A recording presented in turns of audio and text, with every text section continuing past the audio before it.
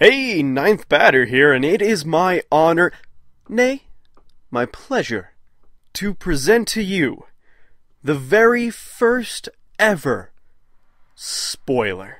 I've noticed, as you probably have as well, that there are a lot of sequels of games or game franchises that are coming out.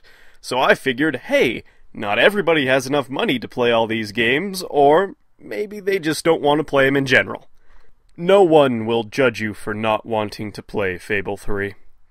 So, I figured, hey, why don't I do a quick little review of everything that happened in the game? That way you're caught up for the next installment, or you'll be able to find out what happens without actually playing the game. That way you're not left out of various nerd conversation. And let's face it, no one wants to be on the outside of a nerd conversation. You want to be in the center, like a Cadbury egg. So, without further ado, here's the spoiler for Angry Birds. Now, the story of Angry Birds is a fable as old as time itself.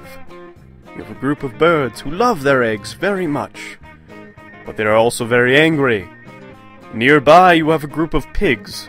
They're not as angry as they are hungry, and have decided that eggs would taste better than grass. Now, let's face it, who can blame them?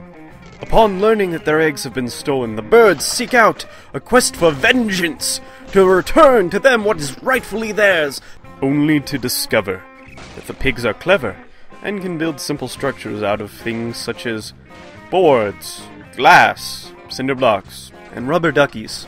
As the plot progresses, more and more birds join their cause, from the reds, to the blues, to the yellows, to the blacks, to the whites.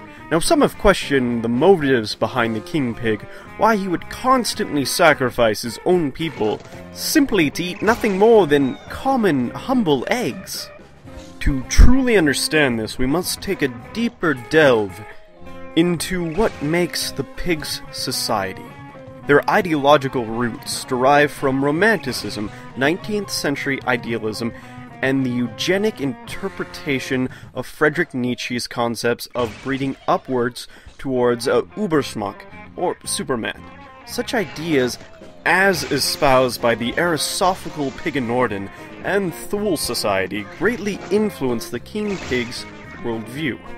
The king pig argues that the birds' belief in capitalism damages them due to international finance, the economic dominance of big business, and bird influences within it. The king pig has accused modern capitalism of holding nations ransom in the interests of a parasitic, cosmopolitan retainer class. He opposes free market capitalism, profit-seeking impulses, and desired an economy where community interests would be upheld. And he distrusted capitalism for being unreliable due to it having an egotistic nature, and he preferred a state-directed economy. So now, as you can see, there can never be peace between the two societies of the pigs and the angry birds. Now, through courage, determination, and a large slingshot, the angry birds were able to defeat any structure that the pigs could come up with, and eventually retrieved their beloved eggs, thus ensuring that another generation of angry birds would be born. And so ends our tale of angry birds and greedy pigs, until fate or hunger should put them in opposition again.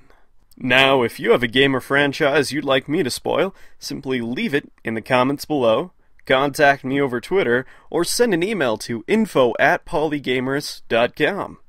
I'm Ninth Batter, and you've been spoiled.